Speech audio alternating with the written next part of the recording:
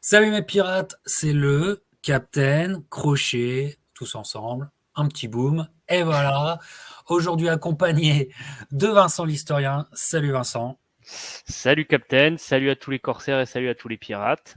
Alors Vincent, on est dans un petit délire en ce moment, peut-être propre à nous-mêmes, hein, qui n'intéresse peut-être que nous, mais on continue dans le délire, c'est de rester sur des duels, de rester sur plutôt des moments précis d'une carrière. On avait fait ça avec bien sûr Julian Jackson contre Gerald McClelland. Euh, voilà. Et puis depuis un long moment déjà, j'avais envie de reparler et d'enfin parler, si je puis dire, de Vladimir Klitschko sur ma chaîne, une fois n'est pas coutume, parce que selon moi, il y a cette soirée de 2005 qui est, euh, qui est extrêmement important, qui est une croisée des chemins, plus qu'on ne le croit et qui est très intéressante de se repencher dessus. Alors, quand je t'ai proposé ça, toi, est-ce que ça fait écho? Quel était ton intérêt?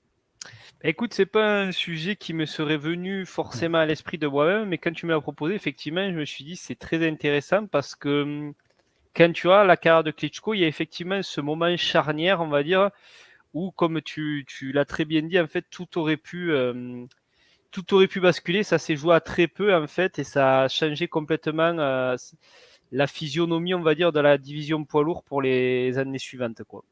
Ouais, ouais, ouais, ouais. Et on est vraiment, vraiment sur un cas de croisée de chemin comme, comment dire, c'est assez rare de facilement trouver, en fait, tu vois.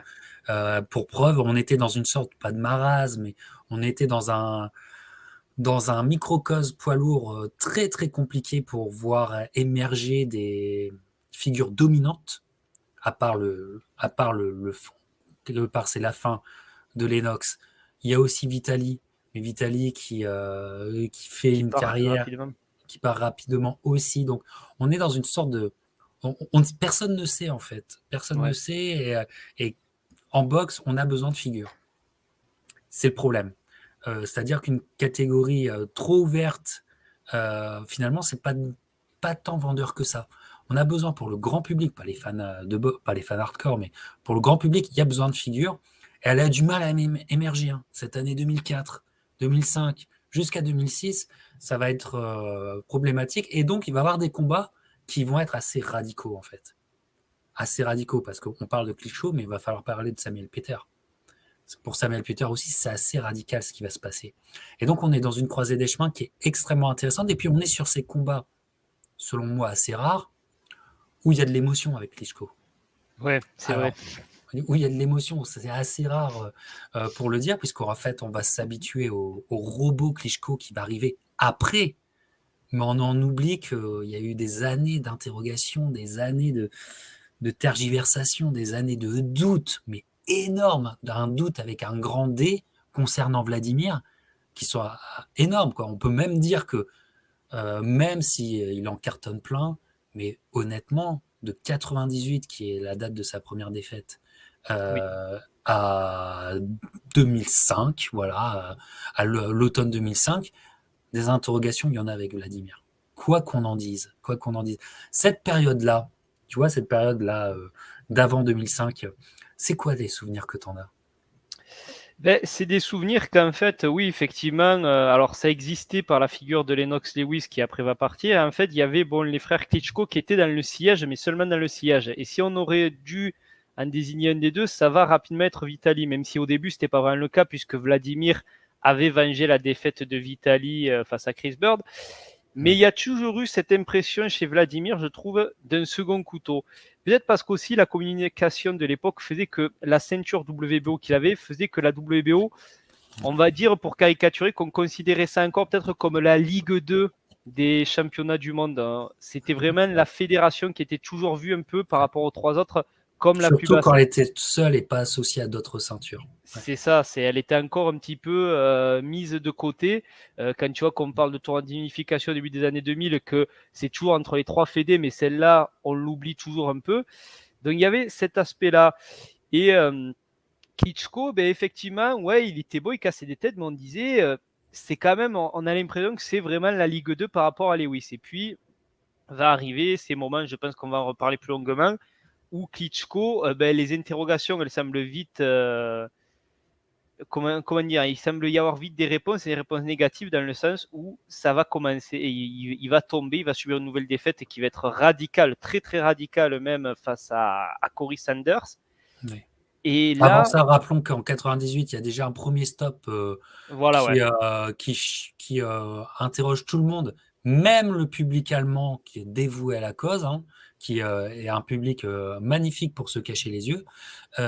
C'est contre Purity, qui était Oui, un sacré bon poids lourd. Enfin, qui était oui. un poids lourd, comment dire, qui est un poids lourd, un honnête poids lourd valeureux, euh, du microcosme poids lourd de l'époque, qui arrive à avoir sa meilleure victoire contre Vladimir en l'asphyxiant, quoi, tu vois. Mm. Euh, En fin il de est au bout, combat, ouais. il est au bout de sa vie, le Vladimir, Ouais. pendant cette défaite. Et comme tu le dis, quelques années plus tard, alors qu'il se remet, tu sais, il y a des victoires un peu en trompe-l'œil contre Axel Schulz, des choses comme ça, qui vont bien d'ailleurs, qui vont très bien. Il y a cette victoire, il y a cette ceinture de WBO. Et puis il y a Corey Sanders, comme tu le dis. Il y a Corey Sanders, et là, c'est chez lui pareil, et c'est vraiment pas. C'est une surprise, il faut dire ce qui est. Ouais. C'est-à-dire qu'on voit Klitschko dominant, et puis Sanders parvient à connecter avec une grosse frappe. Il envoie Klitschko au tapis. En fait, Klitschko, on le voit, il se remet jamais de ce knockdown, quoi. Et Ouais. derrière, il s'ensuit. Je sais plus combien il y en a, mais en 3 rounds, l'affaire, le cas Klitschko est réglé. Et Sanders, c'est le nouveau champion. Ouais. Donc, Surtout que ça va être un peu une rengaine aussi pour Klitschko, c'est que il se fait hyper secouer juste à la fin du round, ouais, mais la minute de repos n'est pas suffisante et Sanders, dès les premières secondes, boum boum, ouais. et ça s'effondre comme un seul homme. C'est ça. On voit que vraiment, il y a. Alors, on se dit, est-ce qu'il est dans un mauvais jour? Mais de notre côté, on est obligé de faire le rapprochement avec ce qui s'est passé en 98, où on a vu ces faiblesses-là. Et puis, en fait, il va y avoir ce truc, quand même, qui, de la part de Klitschko, est très bon, de changer déjà, à ce moment-là, son staff et son entraîneur, et d'aller vers Emmanuel Stewart. Et là, on se dit, c'est peut-être pas con, parce qu'effectivement, le profil qu'a Klitschko pourrait correspondre aux moules sur lesquels Stewart aime travailler, en fait. Et alors, je crois qu'il y a quand même un ou deux combats de reprise où il Oui. gagne, me semble-t-il. Et puis après, il y a un peu, on le relance dans le grand même face à Lamont Brewster pour le titre qui est laissé vacant justement par Corey Sanders, qui a abandonné la WBO pour essayer d'aller prendre la WBC à Vitali. Pour tout un Et combat, ce Corey Sanders, c'était un ouais, bourrin, mais oui, oui. c'était un bourrin, mais il y allait de bon cœur, hein. Oh oui, C'est oui. c'est très excitant. Il est malheureusement mort il y a quelques années. C'est très excitant. Allez voir Corey Sanders. Ça, vous vous dites, c'est pas un athlète. Allez voir, c'est un dur. Ouh là là Ouais, là ouais, là. c'était un sacré bonhomme. Ouais, ouais, ça, Ouais, il parce qu'il a faut le même reconnaître. Vitali, il l'a fait douter, hein. Ouais, ouais, ouais, non, c'est Vitali a dû aller puiser dans les réserves pour l'avoir, et ça, on va pas se mentir, ouais. Ouais. Et donc voilà, il y a ce combat contre Lamont Brewster, et on commence déjà à voir du coup le Klitschko qu'on connaît, c'est-à-dire qui va, Avec Emmanuel Stewart dans son coin. voilà, exactement, qui va beaucoup accrocher, qui va coucher son bras, qui va faire un peu ce que faisait Lewis en fin de carrière, en Ok. fait. Et il contrôle assez bien le combat jusqu'à qu'à nouveau ça connecte, et c'est pareil, même cauchemar que face Sanders, c'est-à-dire qu'une fois qu'il est Même, touché, ouais, non, excuse-moi, vas-y, ouais. même, je te dirais même pire, parce que, en fait, moi, sur Brewster, sur les premiers rounds, on a un Klitschko bon élève qui veut, quelque part, et on va en parler pour notre combat de 2005, qui veut un peu, comment dire, faire plaisir au professeur. Donc ça travaille bien derrière le jab, beaucoup mieux derrière le jab. On est encore sur les prémices du style Klitschko qui va s'établir parfaitement dès 2006. Donc il y a encore quelques petits réglages et quelques doutes qui arrivent. Mais sauf que la droite passe et que la main de Brewster, il s'en mange des vertes et des pas mûres. Oui, Et il y a un quatrième round où Brewster, il est KO quelque part. Il est complètement KO. Il arrive à survivre le round, aidé par la bêtise, comment dire, intersidérale de notre arbitre préféré, Monsieur Bird. Ne l'oublions pas, hein, parce que regardez comment il arbitre ce combat, c'est n'importe quoi, comme d'habitude. Et donc Klitschko est à ça d'avoir sa victoire par KO et d'être bien, quoi, tu vois. Être bien. Et ça, c'est le quatrième round. où, franchement, même avec une minute de repos, Brewster, ça va être dur. Puis il y a le 5e. Et Brewster est là, il reprend des droites, mais il arrive à rester debout. Et puis il y a un crochet qui le chope. Et là, il y a tout le Klitschko qu'on a connu, c'est-à-dire qui a plus rien dans la caisse. En fait, à ce moment-là, Klitschko, c'est un 4-round fighter, clairement. Parce qu'il n'a plus rien, c'est lui qui a dominé, mais il n'a plus rien dans la caisse. Et l'énorme crochet qu'il prend de Brewster, assez large, ça fait qu'il a plus d'énergie. Il est dans les cordes, il a plus d'énergie. Et quelque part, regardez son body language qui est hallucinant. Il demande presque à arrêter que le combat s'arrête, quoi. Et c'est criant de vérité. Et Brewster s'en laisse pas compter et arrive à avoir cette victoire inespérée 3 minutes auparavant. 3 minutes auparavant, elle est inespérée, cette victoire. Et Klitschko, on se dit, mais et HBO le dit. Non, mais faudrait peut-être qu'il arrête, lui. HBO le dit. Faudrait peut-être qu'il arrête, lui, parce que franchement, ça donne ça à chaque fois qu'il est dans le dur. Il n'a pas de caisse. Vas-y.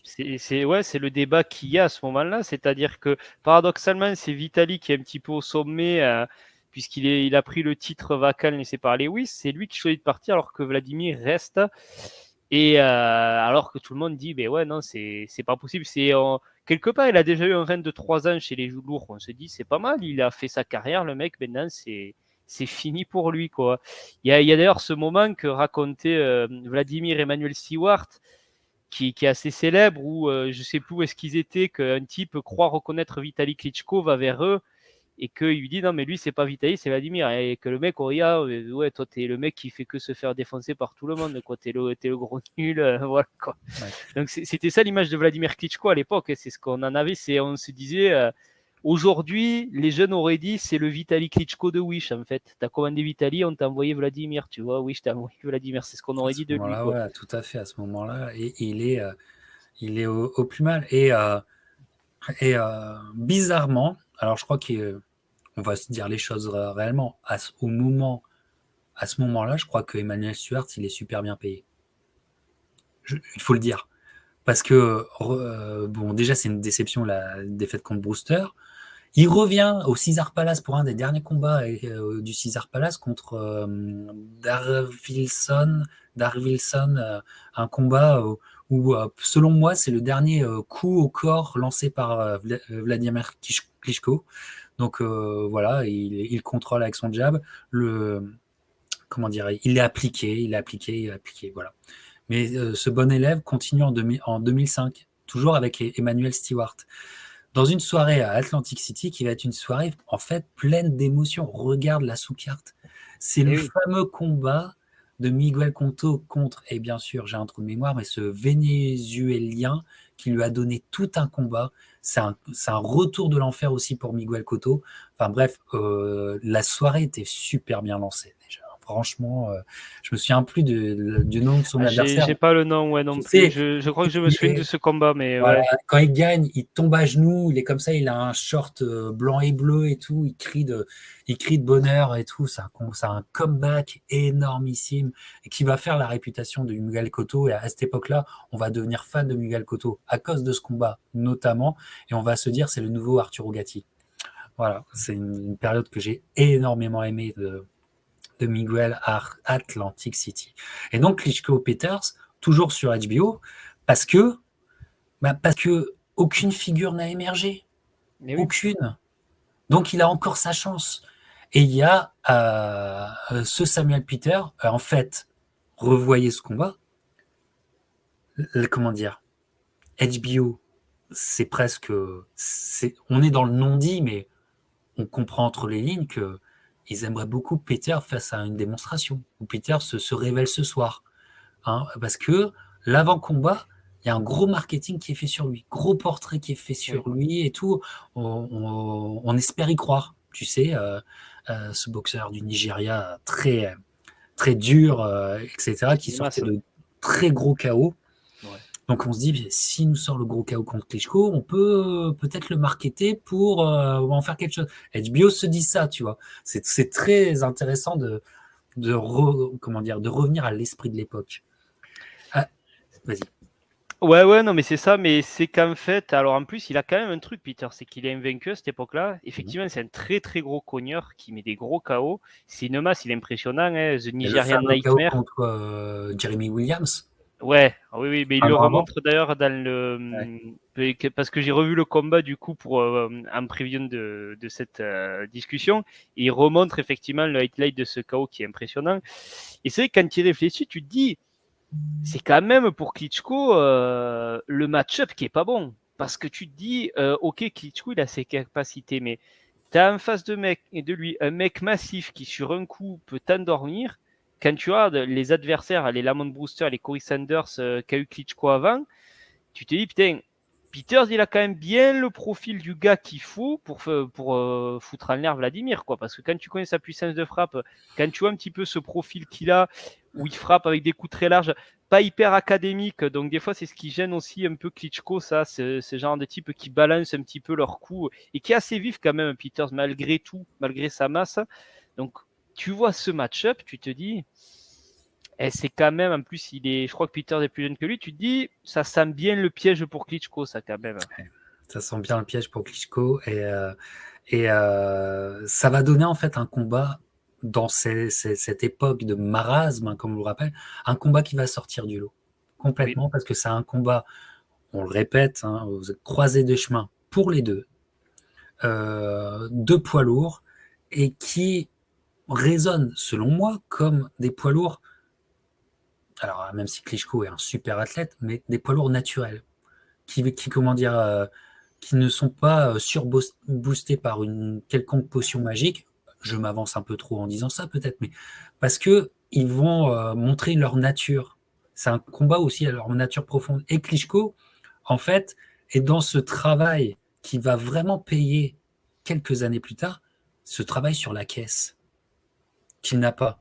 Et qu'il n'a pas complètement finalisé en ce septembre 2005. Pas complètement, ça va lui jouer des tours. Mais un an plus tard, ça sera finalisé. Ça sera un vrai athlète d'endurance, ce qu'il n'était justement pas pendant toutes les premières années de sa carrière, en fait. Il n'était pas un athlète d'endurance du tout. Et en fait, il y a une adaptation. Emmanuel Stewart est toujours là, dans le coin. À mon avis, alors là, c'est moi qui le pense, il est très bien payé. Pourquoi? Parce qu'avant de parler du combat, il faut parler d'Emmanuel Stewart dans le coin. Il est d'un calme olympien, il est comme détaché des événements, parce que des événements, il va y en avoir dans le combat. Il va y en avoir. Et Emmanuel Stewart qu'on connaît, qui peut parfois s'énerver, et qui s'énervera contre Klitschko plus tard, qui s'énervera contre Jermaine Taylor à la même époque, tu sais, qui pourra péter des plombs quand il trouve que ses athlètes n'en font pas assez. Là, non. Quelque part, moi, je pense sincèrement que s'il n'y avait pas eu la victoire, spoiler alert, il y a victoire pour Klitschko, mais s'il n'y avait pas eu la victoire, Emmanuel Stewart il se serait dit bon, Klitschko, merci, bonsoir. Donc, il est comme ça, il est très calme, et quelque part, le calme olympien de Emmanuel Stewart va beaucoup aider Klitschko oui. à pas, comment dire, paniquer d'autant plus. Vous le voyez, il va paniquer, mais il va pas paniquer d'autant plus. Et en étant un peu retiré des événements, en fait, Emmanuel Stewart va faire un super coaching. C'est assez fou. Enfin, je sais pas ce que tu penses du coaching d'Emmanuel Stewart ce soir-là, parce que je trouve que son attitude, enfin, me fait dire que il était plein de doutes et il en avait un peu ras sa casquette. Qu'est-ce que tu en penses? C'est vrai que je l'avais pas forcément analysé avec ce point de vue-là, mais effectivement, c'est possible et ça serait même très logique au vu des événements qu'il y a eu avant que il y avait un contrat peut-être bien payé qui s'est dit bon ben je l'honore jusqu'au bout sans trop vraiment croire au potentiel de Klitschko. Et je pense qu'effectivement ce combat il a montré des choses que peut-être lui-même n'avait pas forcément soupçonné. Il s'est dit il y a un truc à faire vraiment avec ce mec. Il y a un truc à faire. Et donc le combat, eh ben le combat, vu que Miguel Cotto a mis l'accent sur l'émotion pour cette soirée, ben ça va continuer dans l'émotion, malgré en fait un début de combat très représentatif de ce que sera Klitschko plus tard. Oui. Il est appliqué, il est très appliqué. Donc on commence à voir le 1, le 1, le 1, le 1, 2, je m'accroche, le 1, 2, je m'accroche, tout ça. de façon très appliquée, de façon très scolaire. Il n'est pas encore totalement à l'aise dans sa boxe, mais il y est presque. Il est Ah presque. oui. Voilà, et il y a 2 rounds, et d'un autre côté, un Peter qui cherche des solutions, qui a un blocos, mais qui est naturellement trop court et pas si rapide que ça. Et donc, on a 2 rounds où, franchement, la machine Klitschko, eh ben, les prémices de la machine Klitschko sont là, hein, mon cher Vincent. Ouais, complètement. En fait, il a toujours son jab qu'il utilise très très bien. Il utilise même souvent son bras avant, tu sais, qui cale un peu sur son adversaire pour l'empêcher d'avancer. Il a son bras, il a aussi ses beaux mouvements défensifs, c'est-à-dire qu'il a toujours la main droite levée pour le crochet du gauche. Et quand la droite arrive, il fait ce mouvement toujours avec l'épaule aussi pour qu'elle parte derrière, donc il la bloque très bien. Il a aussi toujours ce mouvement Klitschko quand il recule de tendre les bras un peu comme ça pour maintenir la Qui distance. empêcher que Voilà, Klitschko. exactement. Ouais. Et puis, c'est vrai que c'est déjà calé son fameux 1-2. Et quand il a le mec un peu dessous, hop, il fait une clé de bras avec le droit pour y enrouler le bras gauche et l'accrocher. Il maîtrise bien l'accrochage et on voit que Peter. En fait, Peter, il commence même le combat un petit peu assez confiant, je trouve, en se disant de toute façon, dès que Ouais. je vais le connecter, c'est fini. Je suis Et d'accord avec toi parce que dans l'idée, c'est encore un four-round fighter. On va c'est déjà ça. passer les 4 rounds. On va voir. Je suis d'accord avec toi. Et en fait, ce qui se passe, c'est que même toi, tu regardes ça, tu dis Klitschko, c'est super ce qu'il fait et tout, il contrôle bien. Mais bizarrement, tu sais, en fait, t'es pas en train de te dire, ah ouais, est-ce qu'il va gagner comme ça? Tu es en train de te dire, bon, quand est-ce que le coup va arriver, qui va Ouais. tout, où ça va être fini? T'attends que ça, en fait, tu guettes que ça, hein, le combat. Tu vois Klitschko dominer, mais il y a, moi, au début, sur les 2 premiers, t'as pas un moment où tu te dis, ouais, c'est bon, il part bien, il débute bien son combat, s'il continue comme ça, il peut l'avoir. Si tu te dis, bon, ben, on va attendre le moment où Peter il va connecter et que ça sera C'est fini, quoi. ça, on attend le moment. Et puis en plus, on est rassuré parce qu'il y a un 3e round. Et Voilà. ce 3e round, c'est Peter un peu qui se sort les doigts et qui est un peu plus dans l'action. Alors, c'est pas énormissime, mais c'est suffisant pour, d'une part, gagner le round. Ça, c'est un peu plus tard dans le combat. Mais c'est suffisant pour déjà gagner le round et puis pour secouer un peu Klitschko. À la fin, ouais.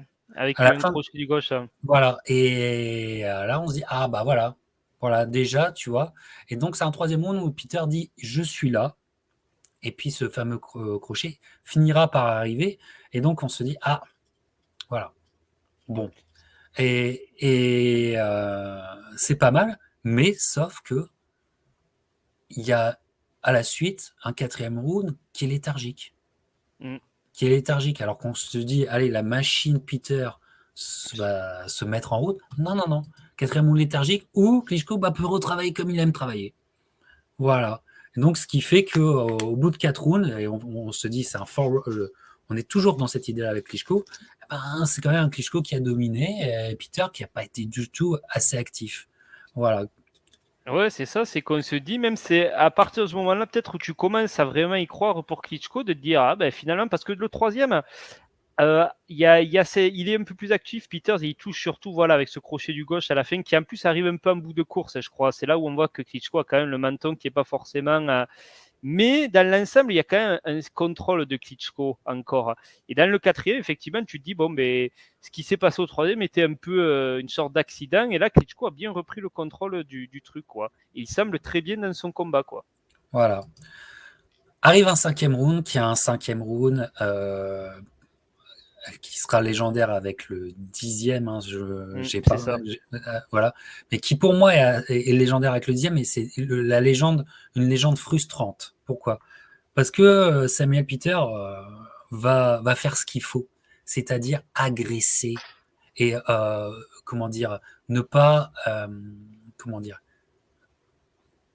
on appelle ça basiquement être dirty, mais c'est agresser, secouer et comment dire, mettre mal à l'aise le bon élève.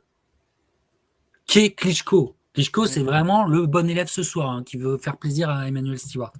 Et voilà. Et en sortie de corps à corps, c'est là où tu vois que Klitschko est pas encore, le style n'est pas encore totalement finalisé. C'est qu'il y a les erreurs de sortie de corps à corps de Klitschko, et boum, Et, et boum, boum, boum, il y a il y a les crochets et ça tombe. Ça Et tombe, ça tombe, et ça tombe 2 fois, hein, si je me trompe ça pas dans ce tombe 2 5e. fois. Ça tombe 2 C'est fois avec un Klitschko qui franchement s'en sort bien. Heureusement que le round ne dure que 3 minutes. ah ouais. Parce que on se dit à chaque fois, il manque quoi, 15 secondes, 20 secondes encore à Peter pour un peu ruer dans les brancards pour le finir. Et non, il ne peut pas le finir. Mais c'est un round avec 2 knockdowns et avec ce fameux body language où tu sais, quand il est désarticulé, C'est ça. ça commence à respirer par la bouche, ça se voit, et donc il est dans le mal, et tout le monde le voit, et on se dit, on est de retour sur un Klitschko euh, qui va pas bien, Vincent. Ouais, c'est tout à fait ça. C'est-à-dire que, alors, ce qui est marrant, c'est que la sortie d'accrochage, il la gère pas trop mal dans les premiers rounds, et même avec Vice, comme il fait, c'est-à-dire qu'il va frapper lui en sortie d'accrochage. Et là, ce coup-ci, c'est lui qui se fait avoir. Et il va Voilà. au tapis, mais c'est sur le coup, quand tu vois le voyage au tapis, il est moins spectaculaire que ceux qu'il a pris dans les précédents combats. Tu le vois se Oui, relever, et sur le coup, tu te dis, ouais, il a l'air bien, il a l'air lucide. Et en fait, comme tu dis, le problème de Klitschko, c'est qu'il a un body language qui, qui peut pas cacher, qui peut pas dissimuler. Et exactement. tu vois, c'est surtout ses jambes. C'est Tu vois criant de que vérité. Ouais. il est grillé à chaque fois. C'est vraiment. Et d'ailleurs, je crois que même juste avant de l'envoyer au tapis, en fait, Peter, ouais, voilà, qu'il le touche un peu en sortie accrochage, de suite, il voit qu'il a touché. Il voit que l'autre est bien touché, et alors que c'est pas forcément flagrant quand toi tu le vois de ton écran. Et voilà. Et puis alors là, quand il se relève, il le voit aussi, il accélère, et tu vois Klitschko effectivement désarticulé, qui tombe à ses genoux comme ça, et Peters qui assène une droite en même temps. Et effectivement, il résiste à la fin du round, mais là on se dit, bon ben, la minute de repos risque de ne pas être suffisante pour qu'il puisse repartir en fait. Voilà. Et c'est un combat en fait fou, euh, complètement improbable. Pourquoi? Parce que ce travail, euh, parce que le body language de Klitschko renforce l'impression que Samuel Peter a touché. Mais, mais c'est oublier trop facilement que Samuel Peter n'est pas assez actif. Et alors là, Peter revient alors qu'il a eu l'ouverture, dans une problématique où, tu sais, j'ai les mains hautes, je ne sais pas comment faire. Il va laisser, mais c'est improbable en fait à penser, il va laisser une partie du combat de retour pour que Klitschko revienne tranquillement. Et Alors, c'est plutôt dans le round 7 où c'est criant ouais. où c'est un round pour Klitschko, alors que tu te dis, mais il s'est passé ça. Et en fait, le 6, le 7 sont pour Klitschko. Et au final, à la fin du 7e round, donc on dépasse la moitié du combat, malgré 2 knockdowns et malgré aussi un 3e round qui lui revient, mais ils sont à égalité, les mecs. Peter n'a pas créé un écart du tout. Non. Ouais. Mais en fait, ce qui est particulier, c'est qu'alors au sixième, Vladimir, contrairement au précédent combat, revient quand même assez bien. On voit qu'il est bien sur ses jambes, il se met à bouger. C'est vraiment un round de récupération, le sixième, tu le vois. Il bouge Et beaucoup. Hein. Il bouge il beaucoup. bouge Hein. beaucoup. Et en fait, moi, en le revoyant, ce dont vraiment je trouve est criant, c'est que Peter, en fait, il est déjà gaz out, en fait. Comme je le Voilà. disais, parce que bon, déjà, il faut voir la masse que c'est. Donc, c'est pas étonnant qu'en fait, il soit. Et en fait, tu sens que dans le 5e round qu'il a touché, il a fait une grosse débauche d'énergie pour essayer de le finir. Et à ce 6e, ça se sent que eh ben, la jauge d'énergie est quand même bien baissée. Tu vois qu'il a du mal, il cherche son souffle. Et c'est vrai que ça profite à Klitschko pour reprendre. Et au 7e, effectivement, Klitschko n'est plus dans la récupération. Il a eu un round pour récupérer. Et il revient. Et ça passe. Et la droite, elle passe d'ailleurs très très bien sur Peters et tout. Tu te demandes d'ailleurs quand il l'enquête. Bon, il a un coup qui est très. Il a presque pas de coup, Peters. Donc du coup, c'est bien ancré parce que Ouais. franchement, la droite, il la prend quelquefois. Et je sais pas Heureusement, comment il était. heureusement. Ah, Ouais. il m'arracherait la tête, mais Peter, Ah il a ben, un coup, un peu comme George Chuvalo, tu sais. Il a un coup oui, assez énorme, très court en plus, qui aide à ah, absorber il a quasiment l'impact pas de à coup ce en fait. moment. Mais, C'est énorme.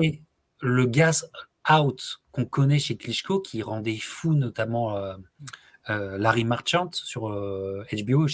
Regardez toutes les défaites de Klitschko. Larry Marchant, comment il l'assassine après, tu sais, parce qu'il Mais j'ai est, revu le combat hier, il est pas tendre aussi avec Klitschko dans ce combat, il, Emerson. il est pas tendre, mais celui qui est encore plus gas out que le gars qui est gas out, c'est Peter et pas Klitschko. Et oui. Et ça va être une, comment dire, une bénédiction pour Klitschko qui va pouvoir retravailler et qui, lui, par son dynamisme, parce que c'est un vrai athlète, parce qu'il arrive à bouger sa masse, parce qu'il est dans le mouvement, parce qu'il est dans le jab et tout ça, bah, se remet tranquillement sur pied et on arrive à un 9e round où en fait Klitschko gère le combat À fond, il contrôle tout. alors qu'il il était à 2 doigts de se faire complètement éclater et qu'il a eu quand même 2 knockdowns contre lui.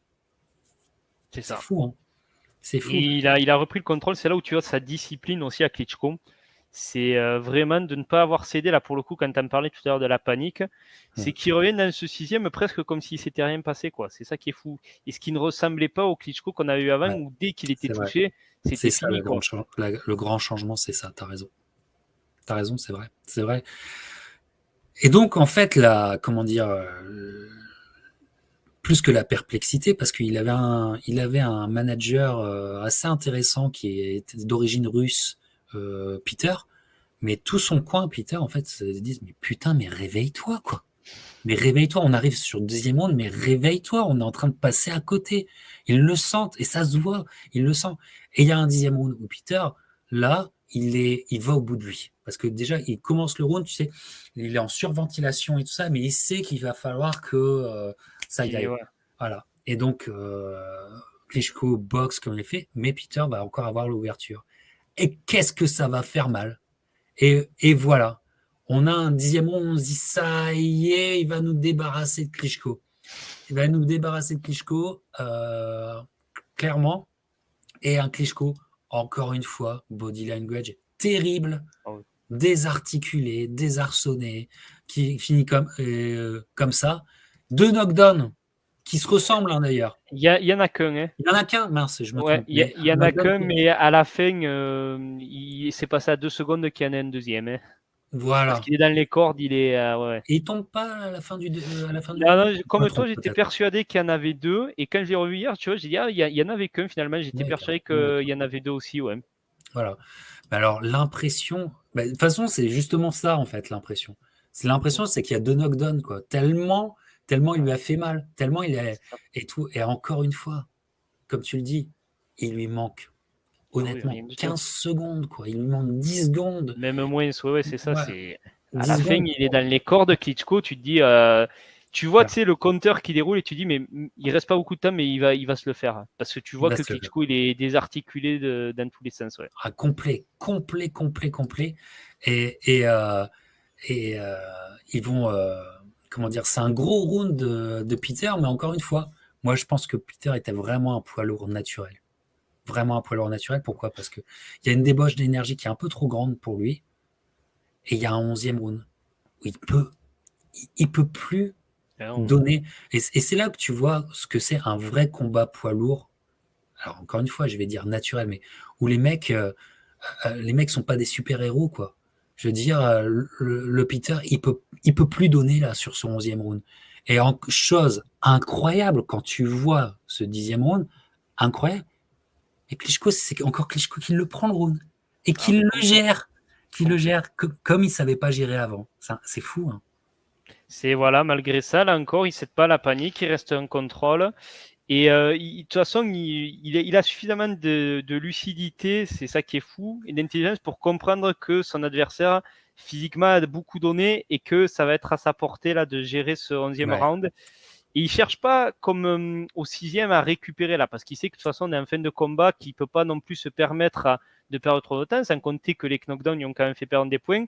Donc il y va pas mal, et franchement, c'est vrai qu'il fait un très très beau round, quoi. C'est effectivement faire un beau round, et donc tout va se jouer sur le 12e, quoi. C'est ça. Et 3 knockdowns d'un côté, ouais. des rounds dominés de l'autre. Donc tout va se jouer sur le 12e. Et le 12e, Peter essaye, mais Klitschko aussi donne tout. C'est un round où ils vont au bout d'eux-mêmes. Ouais. C'est un beau round parce qu'ils vont au bout d'eux-mêmes. Ils savent qu'il faut le gagner. Et puis Klitschko, avec sa droite, en ouverture, bien sèche la droite. il va avoir ce moment iconique où il va renverser la vapeur et c'est Ouais, lui qui est à 2 doigts de knocker ouais. Peter, regarde, tu sais, et Peter va avoir les Il se chicken retrouve legs sur une au bout jambe du combat. même, ouais. Ouais, ouais, c'est très, À un moment, il est vraiment sur une jambe et il titube comme ça. exactement, c'est une Mais image que alors, tout le monde a retenue. il me Heu, semblait que c'était sur, parce que c'est pas sur un échange de crochet du gauche que ça arrive, hein. Parce mais que je crois je qu'il commence déjà le round où chacun balance leur oui, crochet du gauche en même temps. Et puis exact. après, c'est, je crois, à ce moment-là où il balance son crochet. Et Klitschko a ce fameux crochet du gauche qui est Le célèbre ouais, ou qui part le du check bas. hook, ouais. Voilà. Et bam! Et tu vois, c'est là que tu vois Peters, mais c'est vrai que ça va très très vite. Et tu te Ouais, dis, ah ben ouais, en fait, pour là, chose qu'on n'attendait pas forcément, c'est Peter qui est au bord du chaos, quoi. ouais. Et ce moment, cet instant qui est assez iconique, vous allez voir Peter qui ne tombe pas, et d'ailleurs, lui aussi, hein, c'est un brave, hein, Ouais, de pas tomber sur ce coup. Et je pense que c'est que le mental, hein, qui tombe pas, parce qu'il lui aussi sait, non, il faut pas que je me prenne le knockdown, faut pas que je sois compté, faut pas que je sois compté, donc il reste et tout. Mais ce moment, ce knockdown qui n'en est pas un, est presque vécu comme tel. Est ah oui, presque vécu comme tel. Et ce moment fait que la bascule, alors que c'était une bascule qui était faite totalement pour Peter, tombe, mais à la dernière seconde, tombe du côté Klitschko et le round se finit. Peter ne peut pas allonger Klitschko et à cause de ce moment, eh ben, l'impression est que malgré tout, Klitschko a gagné ce combat et ouais. ça se répercutera sur les cards les, d'un Klitschko qui, malgré tout, gagne un combat. Et quand tu le revois, c'est clair. Moi, je pense qu'il n'y Ah a pas oui. de. Il y a, 5, voilà. 14, 111, c'est évident. C'est comme ils le disent, les commentateurs d'HBO, ils disent c'est très rare effectivement qu'un boxeur qui soit allé 3 fois au tapis en son combat parvienne à gagner la décision, mais c'est ce qu'il fait et c'est légitime. Il y a aussi un moment dans le 12e, hier, quand je l'ai revu, je me suis dit, ah ouais, c'est un moment vers la toute fin, dans un Ouais. dernier mouvement d'énergie. Peters, il balance un énorme crochet du gauche, assez large, mais super bien vissé. Ça passe à ça de Klitschko. Et tu te dis, je crois que celui-là, il passait franchement, il changeait tout le narratif de l'histoire des lourds, quoi, tu vois. Voilà. Alors, ce combat, qui est un beau combat, en fait, qui est Ouais. un beau combat, valeureux. Il y a une certaine noblesse dans ce combat, je trouve. Enfin, bref. Euh, c'est un combat qui devait être absolument gagné par Klitschko pour qu'il continue. euh, qu'on continue à croire en lui, qu'il continue à être un nom, et son travail façon paiera l'année suivante. Et là, il va commencer son chapitre, on va commencer le chapitre Klitschko que tout le monde connaît, on a tous été gavés par ça, mais ça commence qu'un an après. Mais il fallait ça parce que si il ne gagnait pas, on n'aurait jamais eu le chapitre Klitschko, j'en suis persuadé. Oh non. Mais à bien se repencher sur ce moment oublié. Hein. C'est vraiment un moment oublié de l'histoire. Mais ce combat, c'est avant tout pour moi un combat perdu par peut-être un poids lourd qui aurait dû être beaucoup plus haut dans l'histoire. C'est un combat perdu par Samuel Peter. Et c'est ça qui est frustrant. Parce que Peter, en fait, ne s'en remettra jamais. Non, non, c'est vrai. La carrière de Peter ne s'en remettra jamais de ce je ne sais quoi qui fait qu'il gagne pas. C'est incroyable hein, quand même. Je pense que peut-être, ouais, il y est trop allé, je pense, effectivement, dans l'attitude que ça allait être fini après 4 rounds de combat, quoi, comme tu disais. Il y avait tout le profil qui faisait qu'on allait vers cette physionomie de combat, de toute façon. Et ouais, effectivement, ben, voilà, ils ont pas pensé qu'ils auraient. C'était quand même dur d'imaginer le Klitschko qu'ils allaient avoir en face ce soir-là, parce que. Mais c'est vrai que ouais, c'est effectivement, il est passé peut-être à côté de quelque chose de grandiose, Peter. Enfin, grandiose, j'exagère peut-être un peu, mais il aurait pu prétendre à plus, clairement, vu ses qualités. Ouais. Ouais, vu ses qualités. Et il sera jamais pareil. Après, il aura ces deux combats contre James Toney que je trouve sympa à regarder, mais Oui, c'est vrai. qui montrent aussi que Peter bloqué. Tu sais, il y avait une sorte de plafond. C'est vachement représentatif d'un plafond de verre qui n'a pas su exploser, tu vois. Et c'est bien dommage. Et puis, bien sûr, le futur où il y aura un deuxième Ouais, combat, hein, évidemment, c'est ça. mais qui est même pas. Enfin, pour moi, qui prouve bien que il n'y était plus, Peter. Enfin, Oui, oh oui. que s'il était dans une autre carrière. dans une toute autre carrière. Voilà, même si en 2006, il aura Il un a un combat titre contre mondial le contre WBC. Oleg Maxkaev. Ouais, il prend Voilà, le c'est ça. titre. Mais Il le perd c'était immédiatement contre Vitali. voilà, il le perd contre Vitali immédiatement et en plus il est en Il déguste. souffrant, hein. Il Ouais, déguste, voilà, ouais. exactement. Il déguste, mais cette victoire contre Oleg, elle était vachement, tu sais, elle était vachement dans l'esprit de l'époque, quoi. C'était du Oui. marasme, c'était Ah ouais. voilà, donc heureusement qu'il s'en sort. Puis en plus, il s'en sort au point, hein.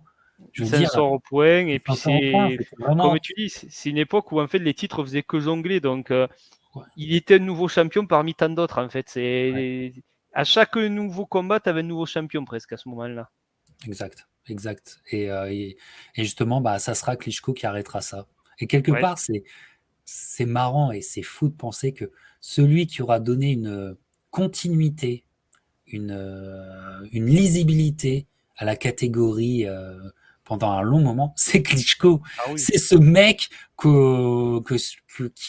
qui pouvait tomber plus que de raison, tout ça. Et en plus, enfin, il, il réussira à changer le narratif sur lui, quoi.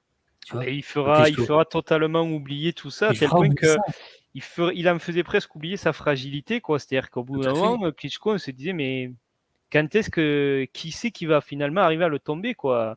Tout à Moi, fait. je supportais pas. Moi, je voulais vraiment, mais au bout d'un moment, quand j'ai vu que Povietkin, Hay n'avait rien fait, je m'étais dit, bon, ben, ça me déplaît, mais il faut s'y faire. C'est comme ça que Klitschko, on l'a encore pour. Ouais, c'est clair. C'est clair, tout à fait. Et, euh, et c'est très représentatif d'un quelque chose qui me passionne, moi, c'est, tu sais, comment dire, les histoires parallèles, quoi, les mondes parallèles. Et si, les what if, tu vois, et si Peter avait quand même réussi à avoir cette énergie supplémentaire pour en finir avec Klitschko, ben, ça, comment dire, le, le, le nom Klitschko, en tout cas pour ce qui concerne Vladimir, se serait Oui, arrêté en 2005, c'est oh évident. oui. C'est dans l'histoire moderne, je parle de l'histoire moderne, seulement l'histoire moderne, notamment des poids lourds, mais de la boxe en général, il n'y a pas date que. Alors, ils mettent sur l'affiche le 24 septembre, mais j'avais l'impression que c'était le 25 septembre. Peut-être qu'ils se sont trompés, peut-être que c'est moi qui me trompe. Mais toujours est-il que c'est fin septembre 2005, on est sur une croisée des chemins, et en fait, c'est très difficile pour d'autres carrières, pour d'autres grands champions, de savoir autant cibler facilement le combat qui aurait pu faire tout dérailler, tu vois. Mais alors là, c'est clair que Klitschko-Peter 2005, c'est exactement ça. Et en fait, c'est une histoire de déraillement qui n'a pas déraillé, finalement. C'est ça, c'est ça. Et c'est vrai que c'est assez fou, en fait, tout ce qui s'en est suivi, parce que, comme on l'a dit, il avait déjà été champion pendant 3 ans. Donc, on se disait, il est revenu, mais pour combien de temps? Et en fait, qui aurait pu imaginer que ça allait durer encore aussi longtemps, Klitschko, qu'en Non, fait, le meilleur était à venir pour lui. ouais, Et comme tu l'as dit, s'il n'y avait pas eu ça, on parlerait sans doute beaucoup plus de Vitali aujourd'hui que de Vladimir. ouais. D'ailleurs, ce qui est assez fou, c'est que pendant très longtemps, on parlait des frères Klitschko. Mm. Et aujourd'hui, avec le recul, on parle plus de Vladimir Klitschko. Vitali, c'est l'oublié au final. C'est oublié parce qu'il n'y a pas. Enfin, Klitschko, bon gré mal gré, aura, surtout sur sa fin de carrière, aura laissé des émotions fortes, notamment son combat contre Joshua. Ouais. Alors que pour Vitali, alors c'est pas dû à Vitali, hein, c'est pas sa faute, mais Vitali, pour revenir à une émotion forte concernant Vitali, il faut aller sur Lennox Lewis 2003. C'est Tu ça. sais. Et après, par exemple, on parlait de Corey Sanders, qui est un super combat, Vitali Klitschko, Ah Corey ouais. Sanders, allez-y, quoi. C'est du fun, quoi. C'est du bourrin, c'est du fun, mais ça y va, quoi. Mais ça, tu vois, c'est une discussion qu'on a entre nous, quoi. Tu vois. Oui, oui. Je Ah veux oui, dire, non, mais ça, c'est ça. ça n'évoque aucun souvenir, ni même image à d'autres amateurs de sport qui seraient un peu moins concernés par la boxe ou qui s'intéresseraient moins, tu vois. Et la carrière de Vitali Klitschko, elle est, tu sais, c'est de l'obscur, quoi, tu vois. Ah La oui. plupart du temps, j'exagère, mais vous comprenez Mais l'idée. il y a eu tellement d'extra sportifs aussi où il est parti, il est revenu, donc Les c'était un peu. blessures, tout à fait. Ouais. Puis après, en plus, il s'est changé les adversaires, tu vois. Donc, Oui. tu sais, il prenait Peter, il a sa victoire sur contre Peter, mais Klitschko aussi aura un enfin, Vladimir, deuxième combat contre Peter. Tu vois, Et c'est ça a ça été pareil aussi avec qui est. Saunders, Chris Bird, Voilà, voilà. voilà, voilà. Voilà, mais enfin, en tout cas, dans ce chapitre Klitschko où on a bien du mal, à part sur sa fin de carrière, on a bien du mal à trouver des gros combats et à montrer à tout le monde, eh ben allez-y sur Klitschko Peter. C'est une croisée des chemins. Il montre qu'il a du cœur véritablement, Klitschko, ce qu'on n'avait pas forcément, ce qu'on ne verra plus pendant longtemps, parce qu'effectivement les adversaires ne y avaient pas laissé, ne l'avaient pas assez poussé dans ses retranchements pour montrer cet aspect-là. Tu vois, j'y repense, Captain, j'avais revu une de tes vieilles vidéos où tu réagissais à une potentielle revanche entre Klitschko et Fury, que Ouais. justement tu disais Klitschko il a rien fait pendant le premier combat et il fera rien, ce mec, il n'a pas le cœur d'un champion quelque part.